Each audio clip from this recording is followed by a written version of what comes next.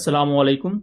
Welcome to M रात। दोस्तों, दो अहम टॉपिक्स को लेकर डिस्कस करने जा रहे हैं। पहला बात करेंगे कि चाइनीज एयरफोर्स कंसीडर कर रही है कि वो कुछ नंबर्स GF-17 ब्रेवो के खरीदेंगे। चाइना इससे पहले GF-17 को क्यों नहीं खरीदता रहा, इवन दो कि ये चाइना और पाकिस्तान का ज्वाइंट प्रोजेक्ट है। और अब चाइना क्यों GF-17 ब्रेवो को खरीदना चाहता है, इसकी रीजन बहुत ही ज्यादा दिलचस्प है।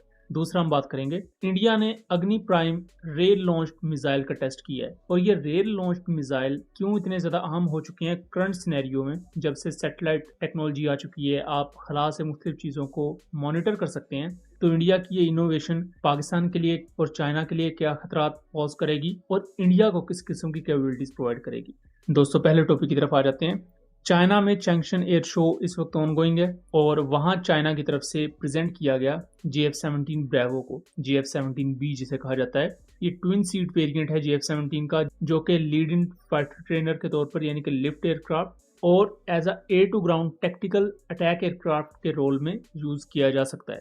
और यहाँ जो GF-17B वेरिएंट दिखाया गया है उसमें RD-93MA इंजन इंस्टॉल्ड है, जो कि इस वक्त जो करंट ब्लॉक 3 है पाकिस्तान एयरफोर्स के, उनमें भी लगा हुआ है। तो ये एक अपग्रेडेड GF-17 ब्रेवो है। पाकिस्तान के जो GF-17 ब्रेवोज हैं, इनमें भी अब आहिस्ता आहिस्ता ब्लॉक 3 वाली अपग्रेडेशन की जा रही हैं, यानी कि new engine, active electronically scanned अरे रडार, PL-15 की इंटीग्रेशन और स्टैंड ऑफ वेपन्स को इन तमाम एयरक्राफ्ट पर अब इंटीग्रेट किया जा रहा है। और इसी के साथ साथ रिपोर्ट्स ये भी आ रही हैं कि चाइना इंटरेस्टेड है कुछ यूनिट्स GF-17B एयरक्राफ्ट के खरीदने के, और इन्हें वो as advance trainer aircraft use करेंगे अपने पायलट्स की ट्रेनिंग के लिए।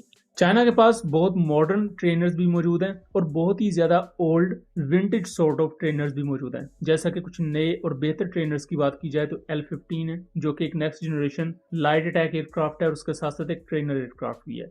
देन उनके पास JL-8 आता है, जिसे पाकिस्तान में K-8 कराकरम कहा जाता है। ये एक सबसोनिक एडवांस ट्रेनर एयरक्राफ्ट है। देन JL-9 है, जिसे FTC-2000 भी कहा जाता है। ये लाइट अटैक एयरक्राफ्ट है और as a leading fighter trainer भी यूज होता है। चाइना के पास बहुत ही ज्यादा पुराने JJ-7 एयरक्राफ्ट मौजूद हैं, जो कि बेसिकली F-7 पर बेस्ड हैं। चाइना उन्हें रिटायर करने की तरफ अब जा रहा है। उनकी रिप्लेसमेंट के तौर पर वो GF-17 ब्रेवो को अपनी एयरफोर्स में इंडक्ट कर सकते हैं। माजी में GF-17 एयरक्राफ्ट को सिर्फ पाकिस्तान ने चूज किया, चाइना ने नहीं किया। चाइना ने उसकी जगह J-10 एयरक्राफ्ट को इंडक्ट किया। उसकी सबसे बड़ी रीजन ये थी कि GF-17 एयरक्राफ्ट चाइना के लैंडमास और चाइना की वॉर डॉक्ट्राइन के साथ सूट नहीं करता था। GF-17 एक लाइट कॉम्बैट एयरक्राफ्ट था जिसे F-16 के रोल को कंप्लीमेंट करने के लिए बनाया गया था, जबकि चाइना को एक प्रॉपर मीडियम वेट कैटेगरी का फाइटर जेट चाहिए था, जिसका कॉम्बैट रेडियस, जिसकी फेरी रेंज एक लाइट कॉम्बैट एयरक्राफ्ट की निस्बत ज्यादा हो, ताकि वो चाइना के उस बड़े लैंड मास पर कॉम्बैट एयर पेट्रोल्स कंडक्ट कर सके। GF-17 इतने बड़े लैंड मास के लिए डिजाइन ही नहीं किया गया था। पाकिस्तान का लैंड मास ही चूंकि छोटा था, तो पाकिस्तान के लिए GF-17 का combat radius more than enough आ जाता था। तो ये वजह थी कि चाइना ने GF-17 को अपनी एयरफोर्स में इंडक्ट नहीं किया। लेकिन GF-17 के कुछ यूनिट्स आज भी चाइना में मौजूद हैं, जिन्हें रिसर्च एंड डेवलपमेंट के लिए, एवेल्युएशन पर्पसेस के लिए इस्तेमाल किया जाता है। और इसी तरह कुछ प्रोटोटाइप्स पाकिस्तान में भी मौजूद हैं, जिन्हें again as a test bed use कर लिया जाता है। अब चाइना जो GF-17 ब्रेवो को चूज करने की तरफ जा सकता है या जा रहा है, ये एक तो इस प्लेटफॉर्म की कैपेबिलिटीज की कामयाबी है, जो कि हम मुख्तलिफ वॉर सिनेरियोज में देख चुके हैं। दूसरा, चाइना अपने बहुत ही ज्यादा पुराने J-7 पर बेस्ड ट्रेनर्स को रिप्लेस कर रहा है और एक as a light attack aircraft और लीड इन फाइटर ट्रेनर, उनके लिए GF-17 ब्रेवो एक बेहतरीन ऑप्शन है। इसमें आपको GF-17 ब्लॉक 3 की वो तमाम कैपेबिलिटीज भी देखने को मिल जाती हैं, जो इसे एक 4.5 जनरेशन का एयरक्राफ्ट बनाती हैं। ये स्टैंड ऑफ रेंजेस पर नेक्स्ट जनरेशन वेपन्स को फायर कर सकता है और इसने माजी में किया भी है। और चूंकि इसे एज एडवांस ट्रेनर वो यूज करेंगे, तो उनके पायलट्स बजाय कि बेसिक ट्रेनर के बाद बहुत ही ज्यादा एडवांस ट्रेनर पर जाएं, तो ये GF-17 ब्रेवोज एक ट्रांजिशन का काम करेंगे, जिससे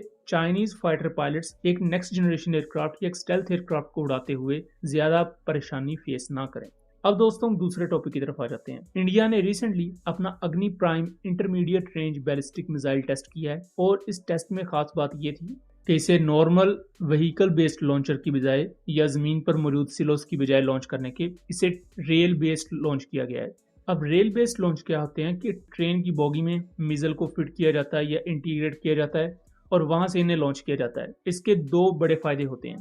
पहला तो आपका जो मिसाइल सिस्टम है कि ये सैटेलाइट की मॉनिटरिंग से बच जाता है। सैटेलाइट से देखना मुश्किल हो जाता है थोड़ा सा कि किस बोगी में आपका मिसाइल मौजूद है। यहाँ ये हो सकता है कि अगर आपकी ग्राउंड इंटेलिजेंस भी मौजूद है तो फिर आप उसका पता लगा सकते हैं और उसे ट्रैक किया जा सकता है, क्योंकि अगर एक बैलिस्टिक मिसाइल के लॉन्च पॉइंट का या उसके कोऑर्डिनेट का पता लग जाए तो उसका इंटेंडेड टारगेट क्या होगा वो पता लग जाता है, तो उसे इंटरसेप्ट करना निस्बतन आसान हो जाता है। और दूसरा इसका जो बड़ा फायदा इंडिया को हुआ वो ये कि रेल बेस्ड लॉन्च से ये लॉजिस्टिकली आपको ऑपरेशनल इलास्टिसिटी प्रोवाइड करेगा, यानी कि इसको एक जगह से दूसरी जगह मूव करना बहुत आसान रहेगा। चाइना ऐसे रेल बेस्ड बैलिस्टिक मिसाइल्स को यूज करता है, नॉर्थ कोरिया भी इसके टेस्ट कर चुका है और अब इंडिया भी इस रेस में आ चुका है। इंडिया का ये अग्नि प्राइम मिसाइल 2000 किलोमीटर की रेंज प्रोवाइड करता है और मिनोवरेबल री इंटर व्हीकल के साथ आता है, यानी कि MARV कैपेबल है, जो कि इसकी लिथैलिटी को और ज्यादा बढ़ा देती है।